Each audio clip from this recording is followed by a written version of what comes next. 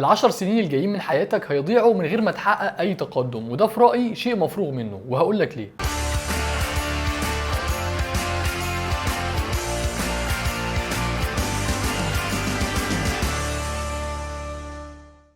كم مرة فتحت فيديو عنوانه قاعدة بسيطة هتغير حياتك، أو 3 قوانين الإنتاجية هتشقلب شغلك ومذاكرتك، أو المكمل الغذائي السري اللي لعيبة كمال الأجسام مخبينه عليك وهيخليك فورمة في شهرين، أو الطريقة السرية لربح المال على الإنترنت هتخليك تكسب 10,000 دولار في اليوم، بس اوعى تقولها لأصحابك. هو أنت لما بتفتح فيديو زي ده بتبقى فاكر فعلا إنك هتسمع حاجة جديدة؟ ولا بلاش حاجة جديدة، لأن ممكن فعلا يبقى فيه كلام جديد، بس هل أنت بتبقى فاكر إنك فعلا هتسمع حاجة هتغير حياتك؟ هتسمع حاجة هتشقلب حياتك رأسا على عقب؟ لو إجابتك يبقى انت هتضيع على الاقل 10 سنين من حياتك بتجري ورا الطرق المختصره ومش هتوصل لحاجه. وارن بافيت رابع اغنى رجل في العالم ليه مقوله مشهوره جدا لما جيف بيزوس قال له انت طريقتك في الاستثمار بسيطه جدا، ليه مش كل الناس بتعملها؟ قال له عشان مفيش حد عايز يبقى غني ببطء، كلنا عايزين نبقى مليونيرات بسرعه. يعني لو قلت لك دلوقتي انا عندي طريقه هتخليك غني جدا في خلال 10 سنين، هتقولي لا يا عم فاكس، 10 سنين كتير قوي، مع ان 10 سنين ده وقت قليل جدا جدا على انك تبقى غني. يعني انا وارد جدا اكون نصاب. انت عايز البرنامج اللي هيخليك فورمه في 4 شهور، او التكنيك اللي هيخليك تطلع الاول على دفعتك بمذاكره ساعه واحده بس في اليوم، والطريقه السحريه اللي هتخليك مليونير في سنه واحده بس ومن غير راس مال. انت مصر تفتكر نفسك غير البشر، مصر تحسس نفسك انك فلحوص والناس كلها هبل، وانت الوحيد اللي مفتح وادرجي، انت الوحيد اللي فاهم كل حاجه وهم عبط مش فاهمين حاجه. لو انت الشخص ده فاحب اقول لك دلوقتي انك مش كده، وانك مش هتقدر تاخد طريق مختصر، وانك زيك زي كل الناس. لو الكلام ده مؤذي نفسيا بالنسبه لك اقفل الفيديو دلوقتي وروح شوف اي فيديو تاني بيقول لك ازاي تبقى فورمه في 5 دقايق او تبقى غني في ربع ساعه، ممكن تعرف تنام النهارده مبسوط. بس لو حاسس ان كلامي صح تعالى نتكلم اكتر شويه.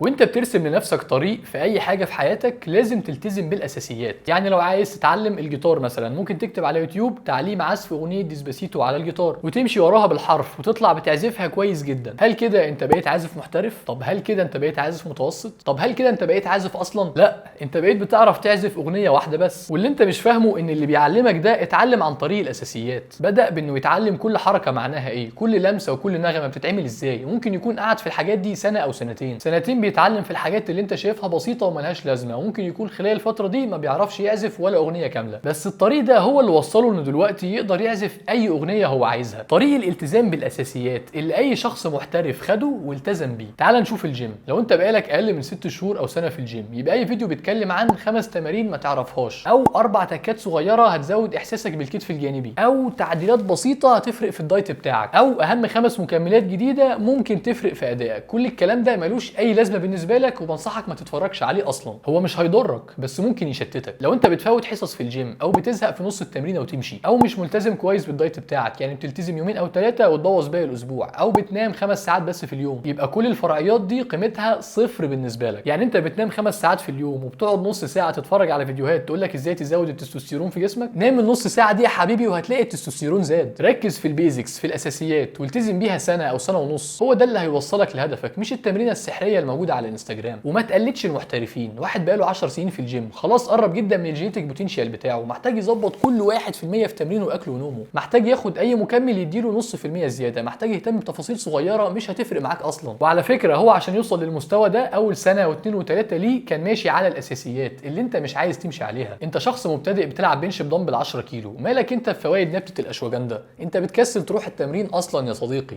تعال نتكلم عن المذاكره. لو انت عايز تبقى الاول على دفعتك ممكن تلاقي نفسك بتضيع وقت كتير قوي في زيادات المحاضرات او زيادات المراجع او في حل اسئله كتب المريخ، وفي اخر السنه تلاقي ان الطالب اللي كان بيذاكر نص الوقت اللي انت ذاكرته جايب درجات اعلى منك، مش عشان هو اذكى منك في حاجه، لكن لانه التزم بالاساسيات. الكتاب المقرر عليه، كتاب الكليه او كتاب الوزاره، امتحانات السنين اللي فاتت، الحاجات اللي بيجي منها 95% من الامتحان، لازم الحاجات دي تركز عليها 80 ل 90% من مجهودك. ازاي عمال تدور على الزيادات وانت مش مذاكر المحتوى الاساسي كويس؟ هتحل سؤال محدش غيرك هيحله، بس هتسيب 20 سؤال الدفعه كلها حلتهم بسهوله.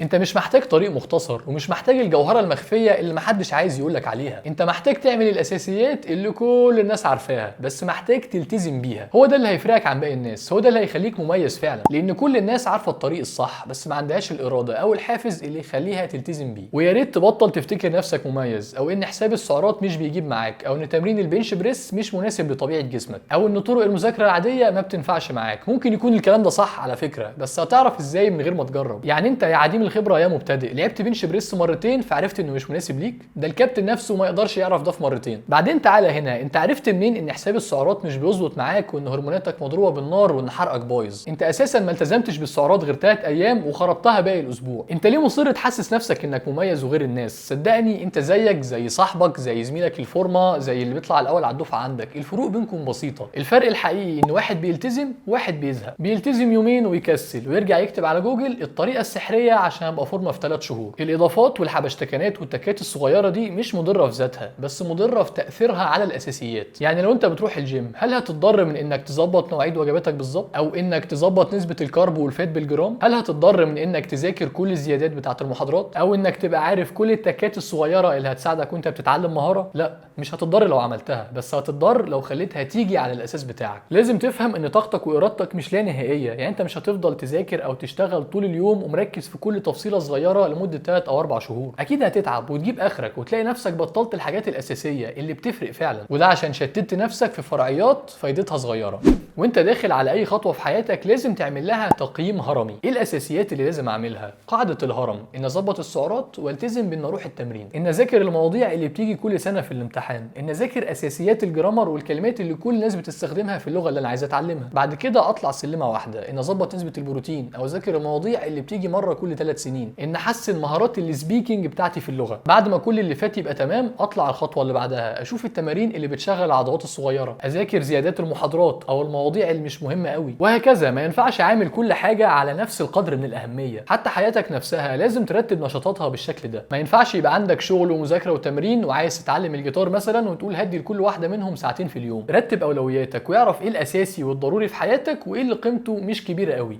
اخر نقطه، اللبس. ازاي عايز تجيب بنطلون ترند او موضه وانت مش معاك على الاقل 3 بنطلونات اساسيه، اسود وكحلي وتلجي مثلا؟ او عايز تجيب تيشيرت جديد هيبقى موضه كام شهر ويبطل وانت ما عندكش 4 أو 5 تيشيرتات تقدر تلبسهم كل يوم زي الاسود والابيض والكحلي والرمادي؟ خلص اساسياتك الاول، بعد كده ابقى تشتت في الفرعيات زي ما انت عايز. بعد ما تقتنع بمبدا الاساسيات ده، ممكن تعرف اكتر طرق او نصايح هتساعدك تنجز اللي وراك. وده موضوع الفيديو اللي موجود هنا. شكرا لحسن استماعكم. السلام عليكم.